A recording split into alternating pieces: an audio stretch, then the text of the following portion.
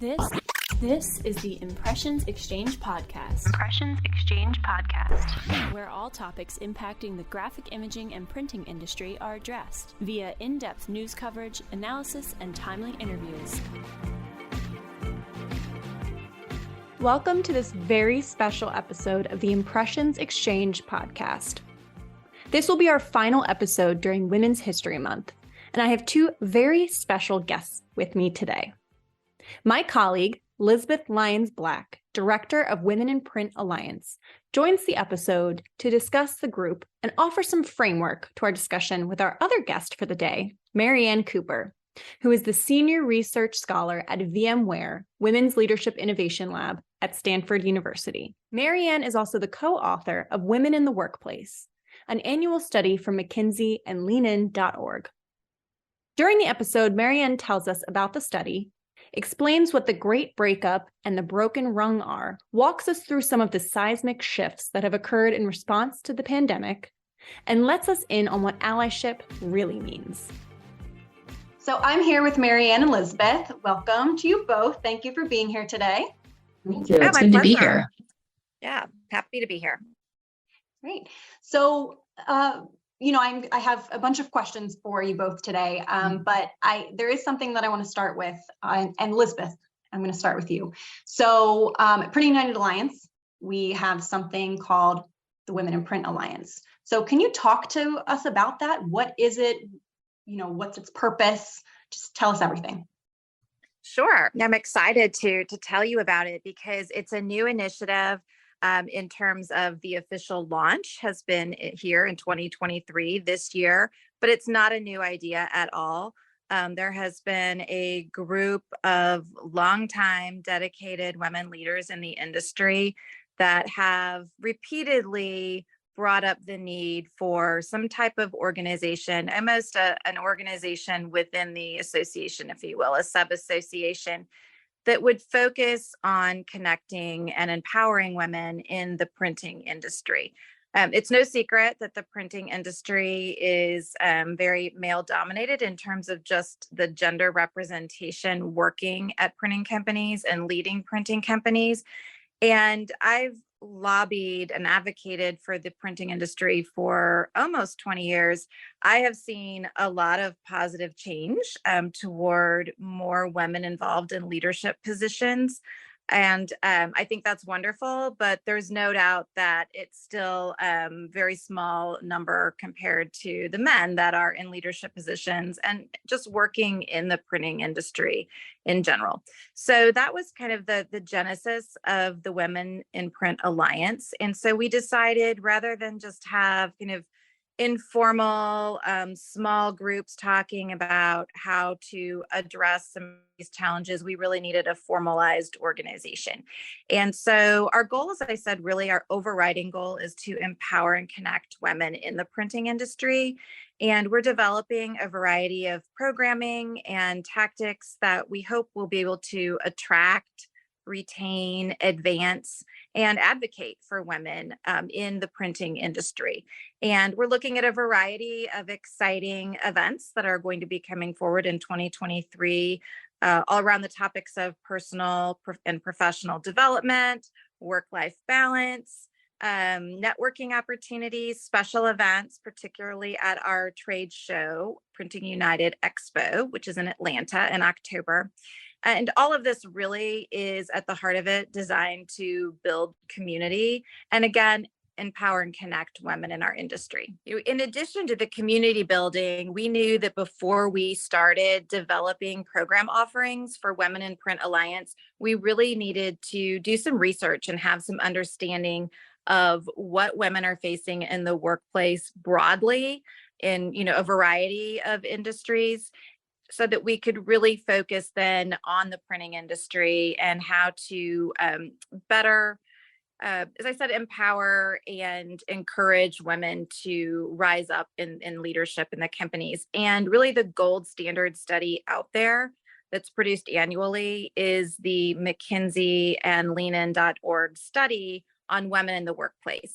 And that was actually the first place I went I started this job in January. The study came out, I think, in October, and it was one of the first pieces of research that I read, and it really helped shape what we're looking to do with Women in Print Alliance. And I was really excited to have the opportunity to meet my fellow guest, Marianne Cooper, at an event last fall where she spoke about the study. And I thought immediately we really need to bring her insight and kind of bring that baseline of research to the larger audience of Women in Print Alliance. So very excited to be with both of you today and to hear more from Marianne about this study, which, by the way, is on our LinkedIn channel and available to those who follow us on LinkedIn. Perfect. Thank you so much. And that was a great transition to our next question, which is for Marianne. So can you tell us about this study and your role in authoring it? Sure. Yes, I'm a co-author on this study. It's a survey, and it is the largest survey on the status of women in corporate America. And this past year's report focused on over 300 companies and more than 40,000 employees to understand what's happening and what's top of mind for women and women leaders. But the learnings and insights from the report have relevance for companies of all sizes. That's perfect. And it's great for our audience, which is comprised of companies of all different sizes. So, the big bold headline in the study coins the term the Great Breakup. And we heard a lot about the Great Resignation throughout COVID. But what is the Great Breakup and how is it specific to women? Yeah, so what we saw is that in this past year's report is that women were switching companies at the highest rates we've seen in years and at higher rates than men in leadership. So we wanted to understand what's going on, and we were asking questions about why people are leaving jobs, what matters more to them now. And what we learned is that women want a different kind of workplace, and working differently during the first few years of the pandemic opened up possibilities for doing things differently. And women don't want to go back to the traditional workplace. That's incredibly interesting. And so another term was the broken rung. So we've all heard of the corporate ladder. So which rung on the ladder is broken? And is it even more broken for women or for some women than for others? Yeah, so let me add that since so many women are leaving their companies, women leaders are leaving their companies, and I want to be clear that they're not leaving the workforce. They're leaving their companies and going to other ones. So this is not a story of, women deciding to just quit work altogether. This is voting with their feet and going to companies that have the policies, programs, and values that they're more interested in. But it does create a different kind of pipeline problem, which is that there are very few women in leadership overall, about 1 in 4 in the C-suite overall, and 1 in 20 women of color are in the C-suite. So women and women of color in particular are already significantly underrepresented. And now companies are trying to hold on to the few women they have as women really sort out, this is what matters to me, and this is why I'm leaving this company and going to another one. So that's one set of issues for the pipeline. But for many years now, we've documented what we call the broken rung. So when you look at the gender gap in promotions, the largest gender gap, actually to our surprise, and as we started this survey many years ago now, the biggest gap is at that first step up. So between entry level and that first managerial role. And the problem is at that point, you see like this separation happen, and then women can't ever catch up because there's not enough women who've gotten to that next phase to get to the next one, and so on and so forth. And what's interesting is there usually is a focus on women in leadership roles, and there should be. But actually, if you want to address and create a more robust pipeline of women moving through the pipeline, you really need to focus on the broken rung. So there's sort of a two-part here when we're thinking about the pipeline is right now in this moment, senior women leaders have had enough of the traditional workplace and they want something different, and they're leaving to get it. At the same time, we need to be focusing on the broken rung where there's this massive gender disparity. And by the way, the things that matter to senior women leaders, the reasons they're leaving their companies are even more important to younger women. So this is overall, how we described it is that women want a seismic change in the culture of work. That is just so interesting. And, it's enlightening to me because it is something that, as a journalist, so often we're looking at the women in leadership. So we have, as part of this series that we're doing, we're speaking to so many women in leadership roles, but looking to the younger generations and kind of the issues that are relevant to them. I think that's just an incredibly important point. So thank you so much. This is not a blip. This is just to make it clear, this is a seismic shift. Right. And so we're not, what the larger conversation, I think, and the zeitgeist conversation is how much of what changed during the first 2 years of the pandemic is going to stick. And I think there's a real negotiation and differences of opinion, which, we can talk about, but the move towards, starting in 2020, obviously the public health need to move to remote work, to make work flexible because people were trying to, take care of children and do their job, the focus on employee well-being because we were going through a public health emergency, which was extremely stressful and scary. And then in addition, you had the murder of George Floyd and the focus on racial justice and the national reckoning on racism in this country. So there were a lot of overlapping social dynamics occurring, and companies were responding to all of that, focusing on DEI, focusing on employee well-being. And it led to, I think, a lot of people prioritizing these issues, not just for 2020 and 2021, but that these are fundamental things that now really matter to them. So that moves into the next question, which something that obviously, and you mentioned it, because of the pandemic, so many of us moved to this remote hybrid work environment. And so the report states that enthusiasm for workforce flexibility is higher than ever, which is, unsurprising. And so, what are the key reasons that women are especially attracted to a more remote hybrid work environment? Mm-hmm. Yeah, just to share some of the statistics. So about 60% of women said their preference is to mostly work remotely. And about 50% of men said that too. So it's very popular. It's more popular among women, but significant among men too, in terms of interest. And people will point to a range of things about why they like remote and hybrid work options from, again, this flexibility, this allows people to control their schedule more and shape their work life around their personal life. But what we saw in the report is that there's something more significant happening, which is that women who worked remotely, at least some of the time, reported experiencing fewer microaggressions than women who work on site. So microaggressions are things like, it can range from more subtle things like being interrupted a lot of time to really more egregious things like negative comments or sexist or racist comments. I haven't ever seen a reduction in microaggressions based on some kind of intervention. Now, this might not have been the intervention that we had all thought about and the scale, but what that points to is that the day-to-day dynamics in the office are not great for a lot of women and a lot of folks of color. And so that, to me, that strong preference for remote work, the fact that when you're working even a bit remotely, there's fewer microaggressions, and not just that, but they also reported higher levels of psychological safety. So ability to make a mistake without worrying about it, things like that. So that shines a light again on the traditional office and the ways in which it is inhospitable to large groups of people that I still don't think is being talked about enough.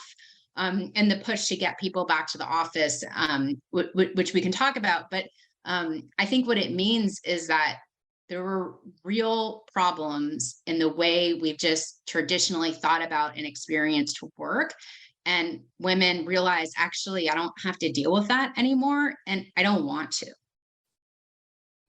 It sounds like it's almost, it's a bit of self-preservation. We realize what we're going through and then how it can be better. Like you said, it's a forced circumstance that we all went through, but not wanting to go back to that previous situation. Yeah. Yeah, because it's highly masculinized. Just to kind of double click on the reasons behind it. So my advisor in graduate school is a sociologist, Arlie Hochschild, and she wrote this book in 1989 called The Second Shift, which was really exploring kind of women's massive move into work and how couples were navigating that. And at that time, so very long time ago now, what she talked about is that in seeing, women who were working and trying to deal with everything going on at home was a social tension between faster changing women and slower changing everything else, slower changing husbands, slower changing companies, slower changing society. And that phrasing and that framework popped into my head when I was thinking we were getting the data back, and I was like, oh my gosh, this is that same social tension. It's like women, when presented with the opportunity to move to the future, women are like, I'm in, done, let's move on. And other groups are less so because it's worked for them, right? So when you're in the group that's disproportionately tasked with, working and caretaking and running all the stuff, the shift to remote work, or even if you're still going into the office, more a focus on flexibility and well-being, that's a way better fit for you than long hours, FaceTime, these masculinized notions of executive presence, all of these things. So the pandemic, interestingly enough, opened up a whole different idea of how we could structure work, how we get work done, what's best. A lot of us found out that actually we're super productive when we're by ourselves doing work rather than in an office with people kind of interrupting. So it's a pretty, I guess I'll say sociologically, this is a fascinating time. Like, it's rare that you have that massive of a societal change and cultural change, and people in real time having to make sense of it and coming to see a different way that they're actually willing to fight for and act upon. And that's what I think you're seeing in this Great Resignation. And Lisbeth, I want to ask you a question about this, because in the printing industry, as you well know, there are so many roles that just there is no remote option. And as Marianne mentioned, there's been this incredibly large shift to so many people working from home or wanting that option. So where does that leave women in the printing industry in this changed environment? Yeah, it's a great question. And I think that I'd be curious to hear more from Marianne, who is an expert in sociology of work, if she's aware of any research that's happening kind of in the areas of manufacturing, because it's also retail, service industry, healthcare, industries that have workers that physically need to be there to perform their work. But I have to say that just listening to the conversation and Marianne speaking a minute ago, and the term microaggression, which is a new one for me. I did see that in the study, but I hadn't really thought about what that meant to our industry. And just listening now, and the fact that you said, Marianne, being interrupted, we did some surveys, actually a couple of focus groups at our trade show, Printing United Expo, in October of 2022. So 5 or 6 months ago. And we had a focus group with women. We wanted to have, again, kind of a research data understanding of what people were facing, what challenges they were facing in our industry, and what programming women might be interested in. And in the course of that focus group research, one thing that we heard over and over again, now keep in mind, women who have not been to our trade show may not, understand kind of how this works, but it's a typical trade show where you representing your company are going from booth to booth to booth and speaking with different vendors, and they're trying to sell you their equipment or their services or their materials. And oftentimes companies will send, a handful of people. It's a massive show. So usually it's more than one person from a company is going to represent or is going to be there to represent their companies and to network and make these deals. We heard time and again from women who were presidents or CEOs who brought along their VP of sales or, technical VP who was a male, that every time they went okay, we're going to say as a couple, right? Because it's a male and a female going and talking to vendors. Every time they went to a booth, the vendor, if they were a male, automatically addressed the male in the group, thinking he was the CEO or the president, and the woman was either the spouse or, a lower level employee. And so it was very, very frustrating. We heard that from women time and again. And I think that's, to me, I don't know if Marianne would agree. I think to me, that's an example of microaggression that a lot of women experience firsthand in our industry. But anyway, that's not the question you asked me. You asked about. For sure. I mean, I can jump in just to say that is a common microaggression, is being mistaken for someone more junior than what you really are. So, and we do interviews, I should say too, in addition to the survey, just kind of bring to life, depending on the specific topic we're focusing on with the statistical findings. But, I've over the years heard things like, I was the lead lawyer in a negotiation, and I walked into the conference room and I sat down with my computer and they thought I was the administrative assistant, right? So people are used to certain patterns in the world of men occupying the top leadership role. And when you are not a man or not white or whatever it is, and you're coming in, people can just assume you're at a different level than you actually are, which has implications for, your ability to influence, how much people listen to you. And ultimately this is about social status and who has higher status and who has lower status. And so the thing about microaggressions is that they can be subtle, but there's a frequency to them, and there's a continual message of disrespect and being devalued. And that it sometimes it's super egregious. A lot of times it's just subtle. You can even be asking yourself, did that just happen? Do they only do it to me? Are they doing it to somebody else? Is it because I'm a woman or because I'm X, Y, and Z? And that it occupies you mentally and emotionally. And I've heard some people describe it as, death by 10,000 paper cuts. And just getting to the point where you're like, this is just so frustrating. I feel like I can't get my work done, or I'm not getting the recognition that I deserve given the quality of my work, things like that. So it's a big deal. And oftentimes, other people don't necessarily see it happening, or they explain it away. So it's a really big issue when we think about just the interactions at work, getting back to why I think a lot of women are like, I don't need to be in the office. I don't really need that.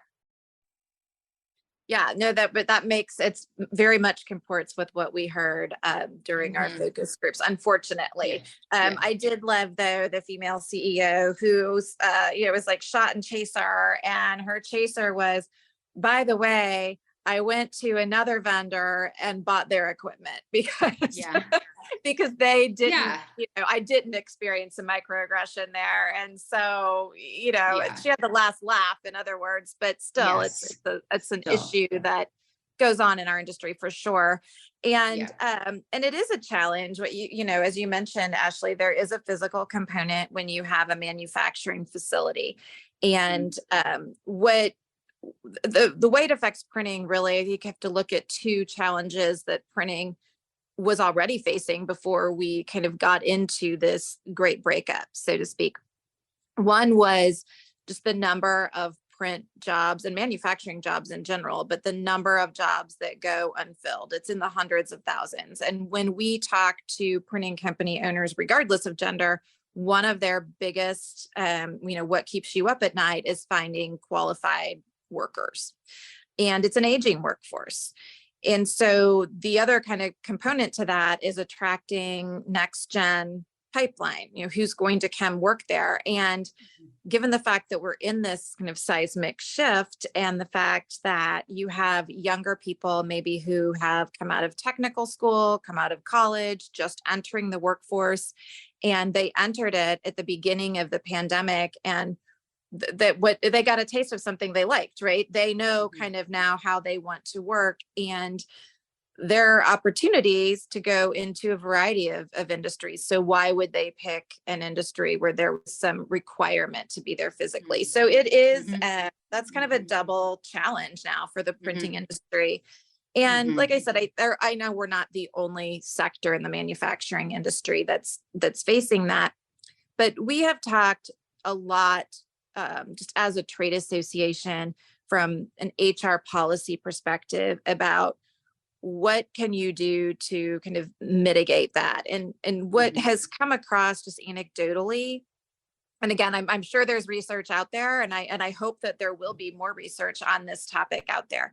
But what we are advising companies to do is just to avoid creating even more of a chasm between, and really a feeling that if you are somebody that has to be on the production side and you have to be there physically, and that you are, you don't have, quote, the luxury of working from home, or the perceived luxury, because, some people do like hybrid work environments, and so, maybe the grass is always greener, as they say, but there's such a potential for resentment between those who have to be on site and those who don't. So one thing I think printers are doing, and it is smart, is there probably is more of a hybrid atmosphere at printing companies than fully remote.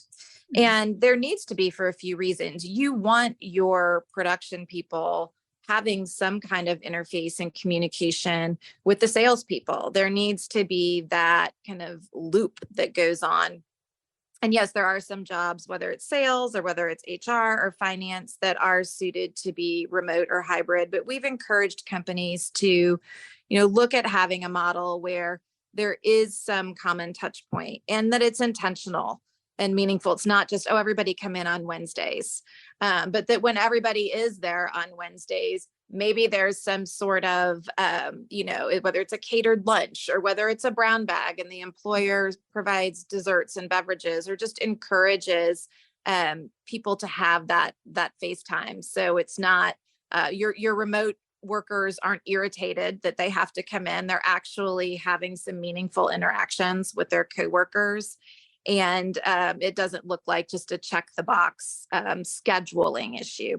The other opportunities, I think, and I should have said probably from the outset, but there's an opportunity to really look at redesigning wholesale the manufacturing shifts and what shift hours look like, what days look like, and to do that safely and in a way that still maintains productivity and is fair to employees that are on site. So there, again, there's not a resentment that's created that they're picking up the slack for those who are, working from home.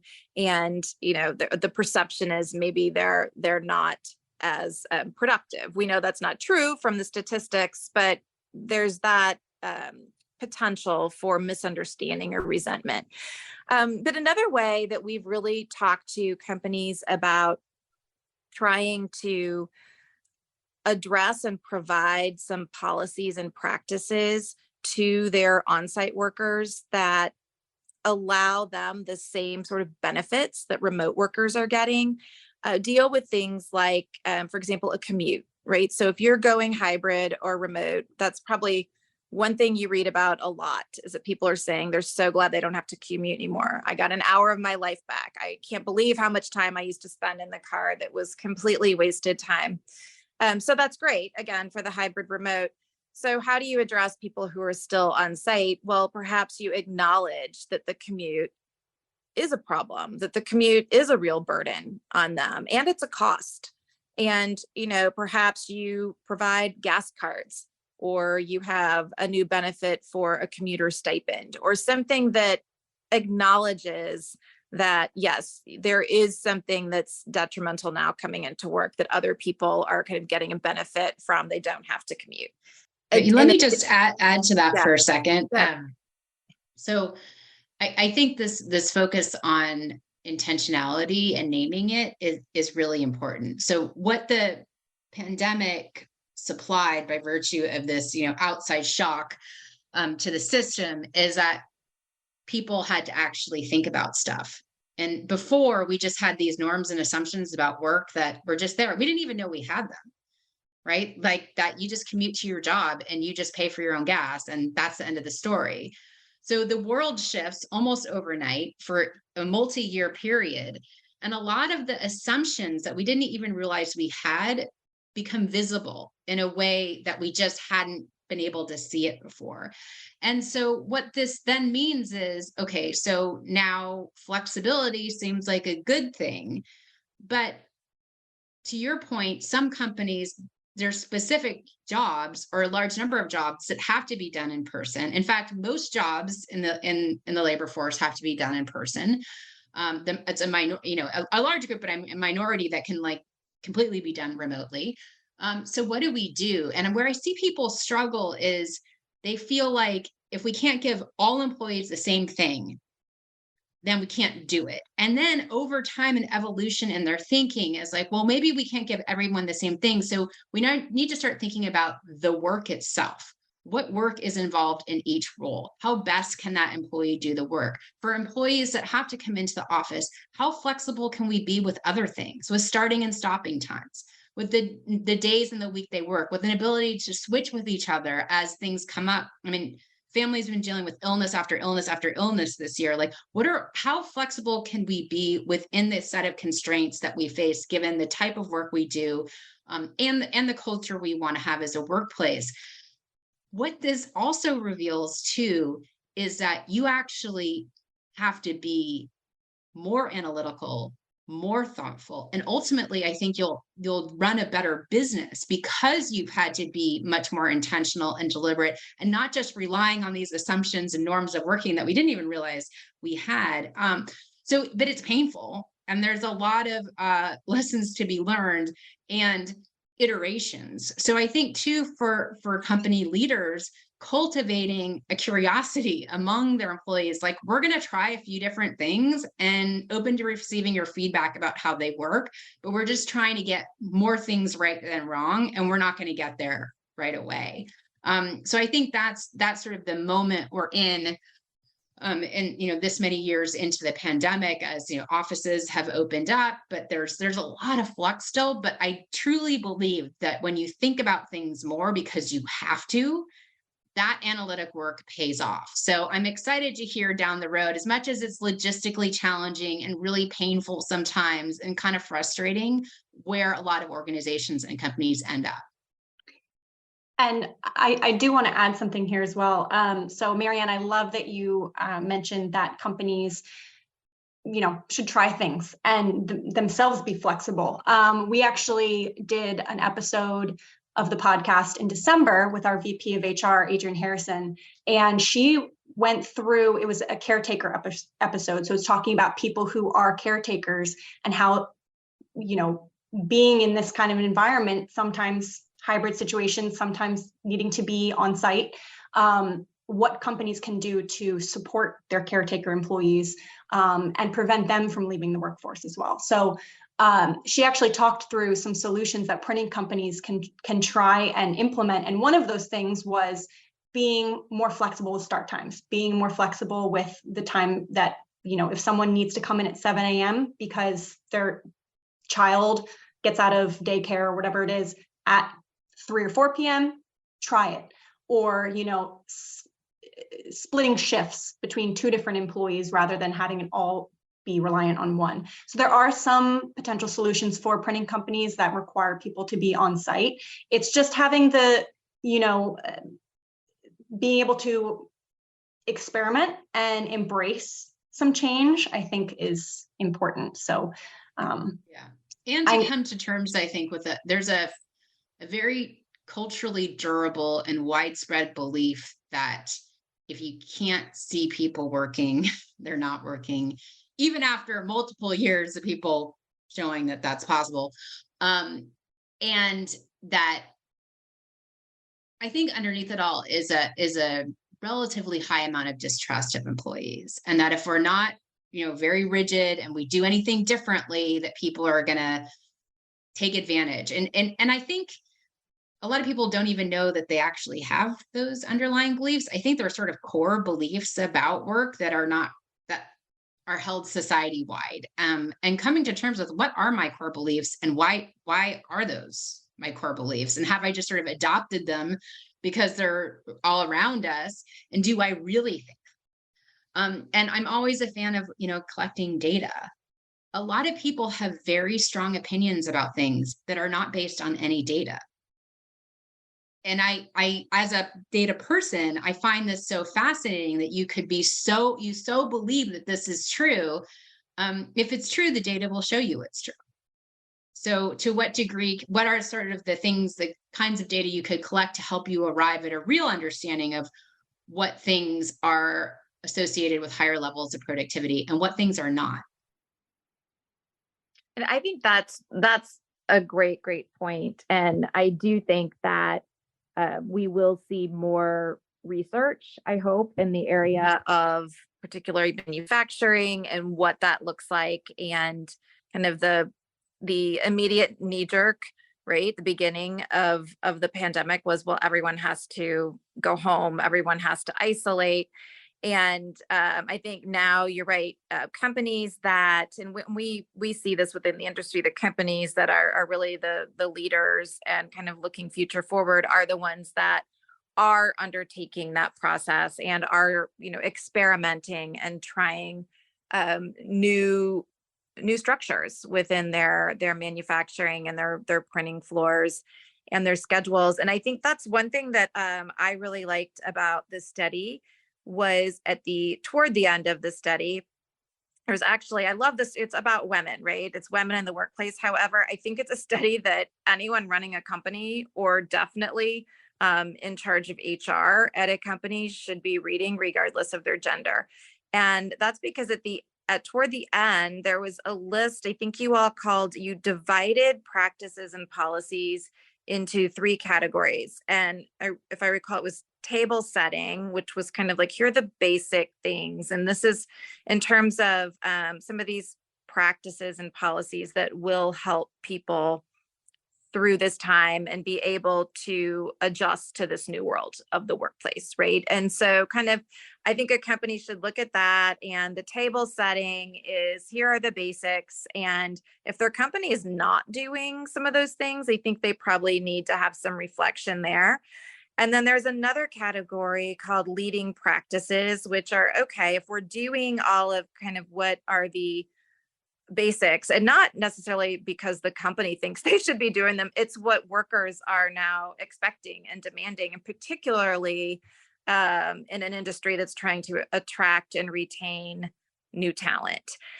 So what are those expectations? Kind of what are the leading practices where you might be able to, particularly a smaller mid-sized business might not be able to attempt all of the leading practices, but maybe they could focus on one and collect that data and try that experiment.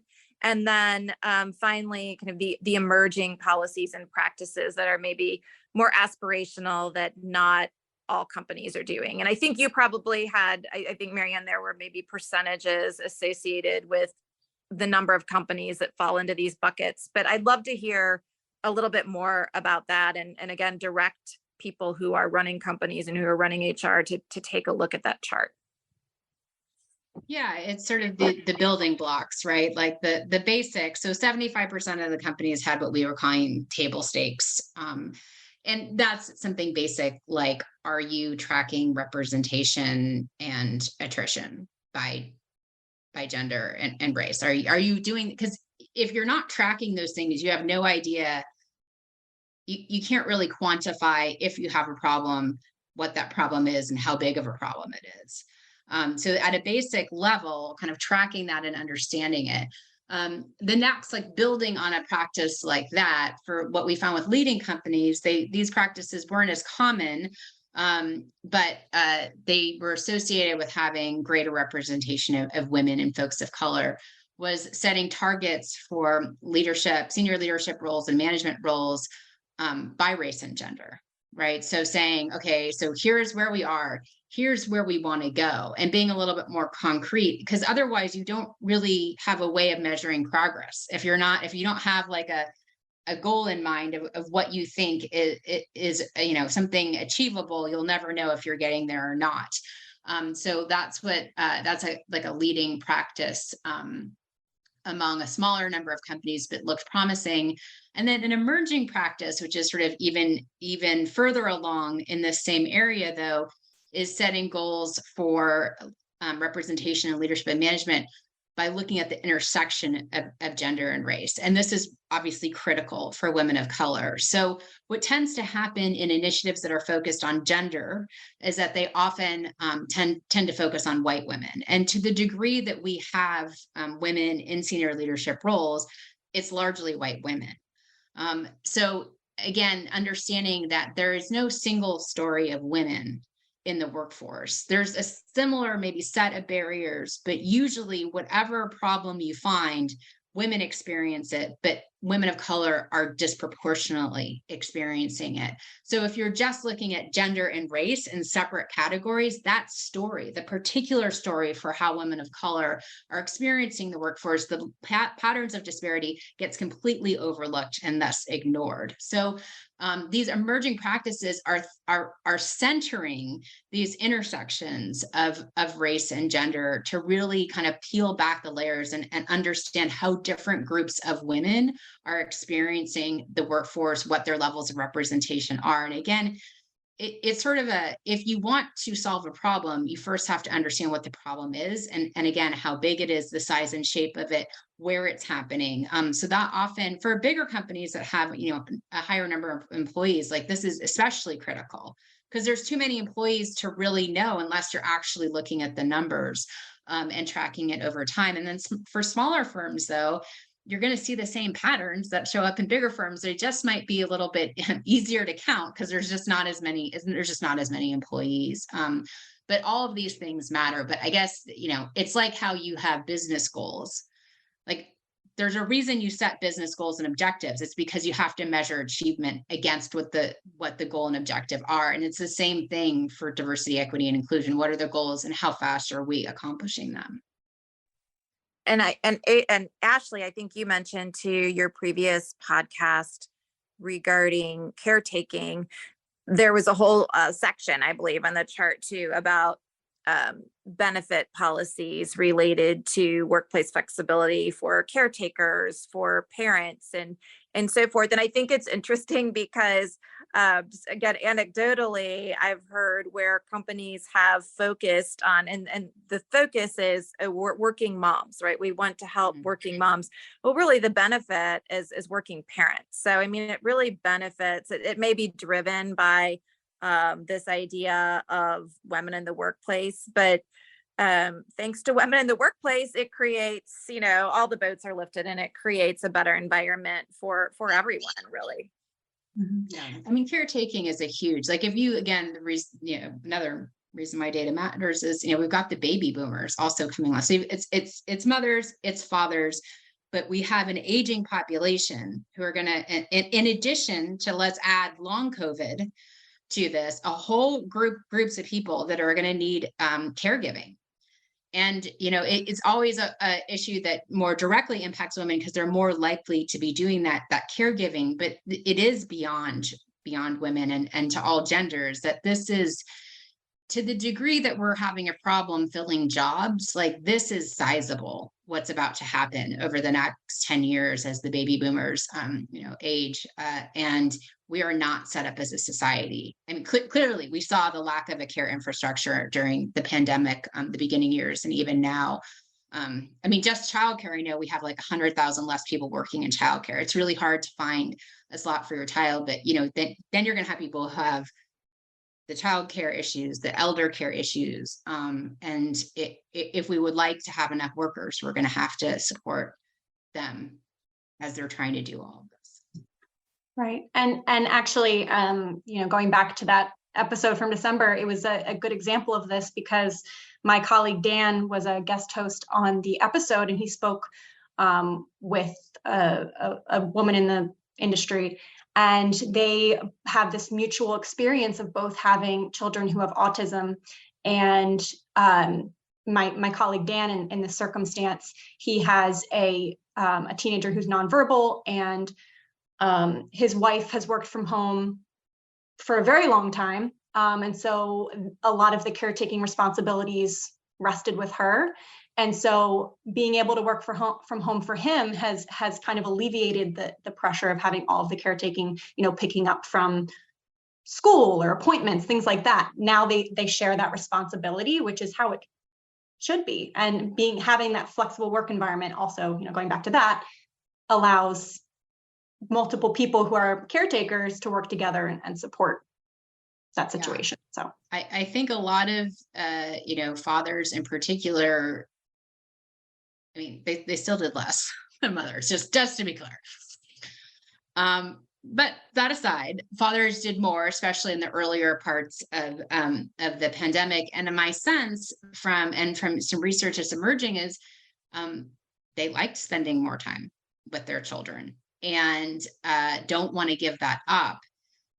Or the threshold for giving that up is much higher. Again, it's no longer an assumption that just because I have this job means I don't get to drop my kids off at school because I have to be in the office at 8 or whatever it is.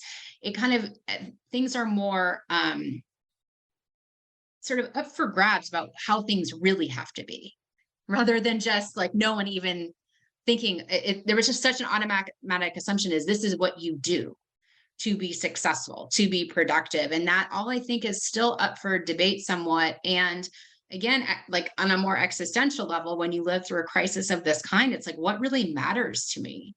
And balancing what really matters to me with obviously the need to earn money and to have a job that you like or like enough and career development. But I think that something shifted in people's hearts and minds, and in a way that of course we may roll back in some ways, but I think there's a stickiness there that I'm interested to see how that plays out for men in particular, fathers in particular, men who are doing more caregiving.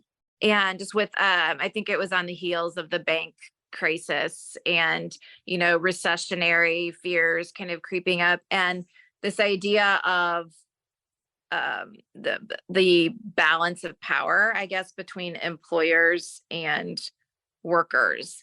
And I'm curious, you mentioned the word rollback, which is what made me think of it. Like, what do you think that, I'm just curious, like, do you think we're far from that? Or do you think that if we were to, be in a recession, would all of this kind of evaporate and everybody just be scrambling to have a job, any job? Or do you think it's like, from a societal standpoint, we do have, a sense of balance now between employers and employees?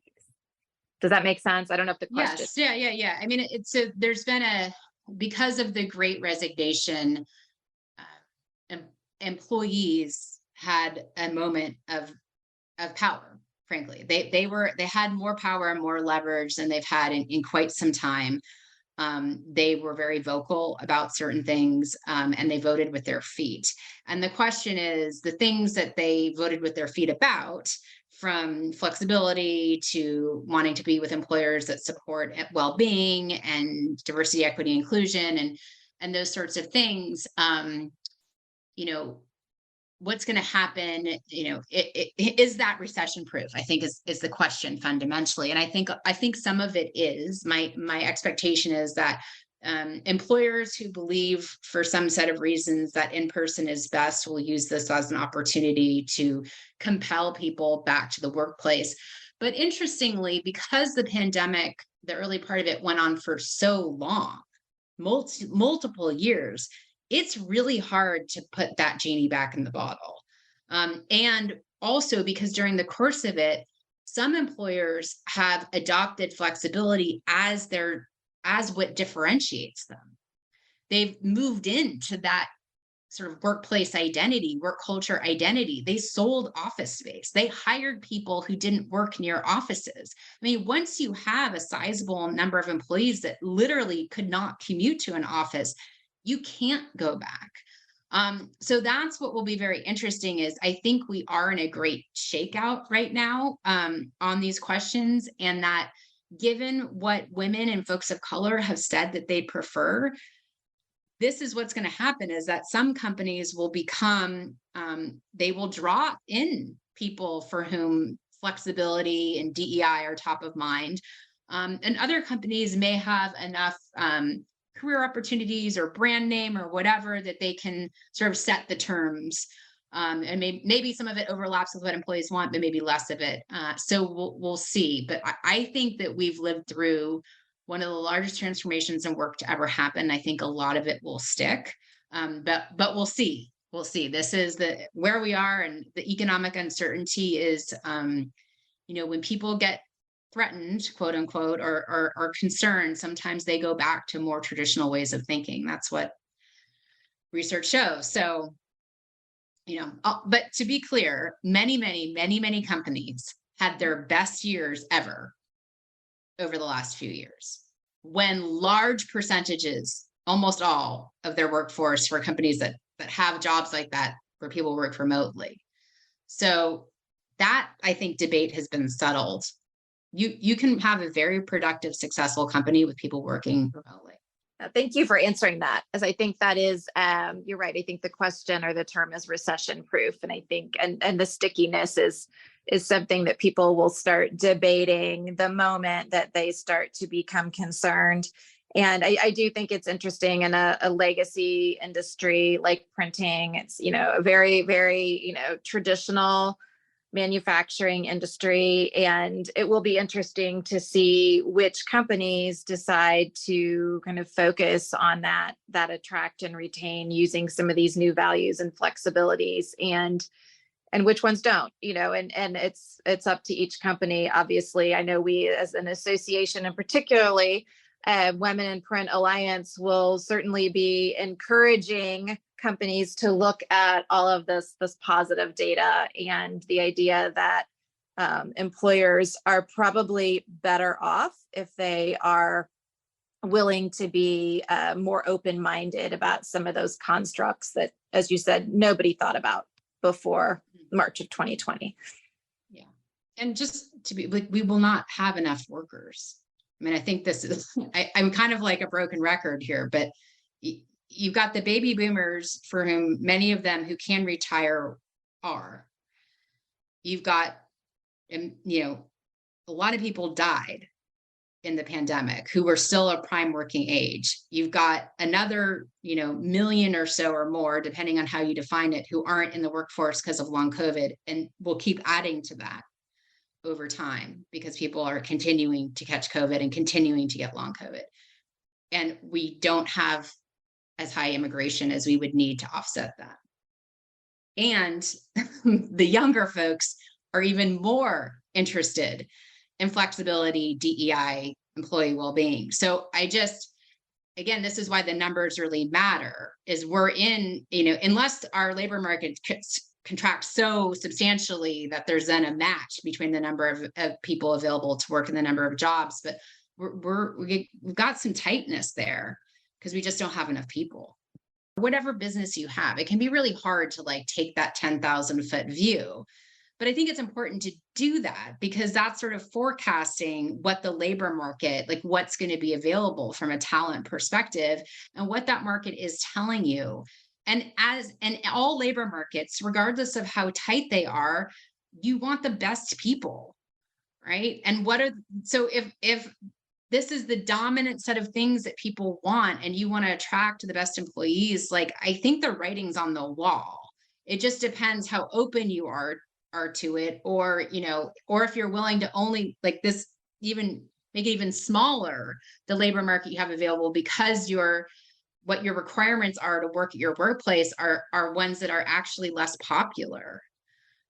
So it's an interesting time. It's hard because there are bills to pay and projects to get done, and life to live and dishes to do and laundry to fold and all that stuff. And it can be hard to really take that view while we're all kind of in the middle of it. But that's why the numbers, data is always very level setting, and I think it tips you in particular directions about at least things to start thinking about and opening up to. So that brings me to my last question. And I'd like to ask about a buzzword in the workplace, which is allyship.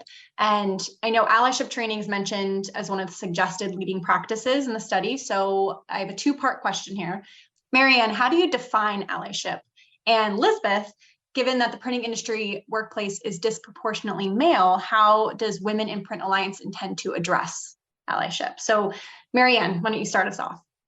Sure. So allyship is sort of consistently and actively using your power and privilege, whatever sorts of power and privilege you have, to advocate and support those who have less power and privilege. So the key things are consistently, not just like paying attention to an issue for a second because it's in the news, right? So consistent over time and active, which can be a range of things from just noticing dynamics that are happening around you, like certain people getting interrupted more than other people, or like, your boss being confused for your junior person. I mean, acknowledging and responding to things as they happen. So one of the harder things about allyship is that people are really reluctant to see their power and privilege. And we all sort of have this psychological defensiveness to it, because the way it lands is that we've been given something that's not earned, right? So if you are a white person talking about, the ways in which white people are often advantaged in a lot of different ways, but in interactions or in assumptions about you or whatever, what studies have shown is that when you make people aware of your privilege, people go out of their way to show the hardship that they've had to overcome. So immediately they're like bending over backwards to try to, because the way it often lands for people is that something's wrong with them, or they're not good people. And so part of is diffusing that feeling in yourself and just sort of trying to understand, again, the studies, the research, the data. This is what it shows. And this is what's true about these dynamics that happen in the workplace, and what are things I can do. So I think it takes a curiosity about inequality, a curiosity about how kind of just disparate and dynamics happen in the workplace. Why are there disparities? Trying to figure it out yourself, and then educating yourself, raising your own awareness about what it is that I can do. And it's important to understand that people have different ranges of influence. I mean, if you're the CEO, you have a lot more influence than if you're the intern, right? Like you just do. So it's becoming aware of these things, and then what are the best approaches to addressing it, from trying to mitigate and block bias in performance reviews to creating a more welcoming and inclusive environment. I guess I'd add that it is a set of knowledge and expertise. Like reading one pamphlet on like the struggles that women have in the workplace does not mean that you understand the breadth of it. So you need to really take a lot of attention and care to getting up to speed on these issues, and that they are business critical. I guess for the leaders, this is business critical. For the rest of us who are sort of, either mid-level or lower level, it's what can I do at work in interactions? How can I be supportive of other folks? And I think it can range from like just saying to someone, I saw that happened. I'm sorry that happened. A lot of times you have no power. You're not going to be able to say to the whomever that they actually just, they're telling all the women in the office to smile. You're not, if you're the entry level, you can't say anything, but you can say, I see it. It's unfortunate. There's some bonding that can happen over that. But there's other moments where you have power and influence to do something. So that's what allyship is I think being very humbled and open to understanding your privilege without feeling attacked. And if you feel attacked, taking a step to count to 10 and sitting with it, and then figuring out all the different ways you could change your behavior or change policy or change whatever to make things better.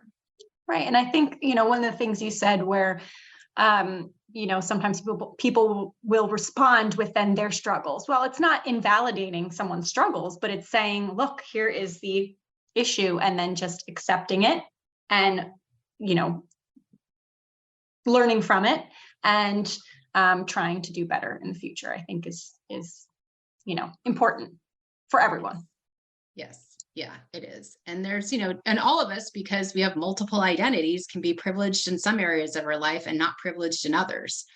So that's also, it's like a complicated task actually to be like, what are all my identities? There's, people who grew up in, families where there are very, very limited resources, that's also, you have less power and privilege when you're, in poverty and things like that. And so, we all come to it, not just ourselves, but our families and these different sort of status groups. But certain groups have lower social status than others. And then in some ways you're in higher social status groups. And so I guess it just takes sort of a thinking deeply, which we often don't have time to do, getting back to the laundry to fold and dishes to do, but it is important. And of course, people who are in traditionally marginalized groups often have more consciousness around these things because they're on the receiving end of it more of the time than others. So allyship, I think, is thinking about the highest level, what's wrong with the world around me that I don't like? What's unfair? And what can I do to address it? Not in the sense of you saving the day or stepping in, because there is that too, which is always interesting, but in being supportive of other people and supporting their efforts as well. Yeah. And Ashley, I think that's probably where I see Women in Print Alliance having, I would say, dipping a toe into encouraging allyship, because most of the president and CEOs of printing companies, the ones who, as Marianne said, are in a business setting, the most influential places of power, we really want to be sure that we as an alliance are not just talking to women, that we are talking to the business leaders and others in the C-suite in our industry too, so that first of all, there's an acknowledgement. There's an acknowledgement that, there are many fewer women in our industry than there are men, and there are fewer women in our company than there are men. And the fact that just that acknowledgement is there, and that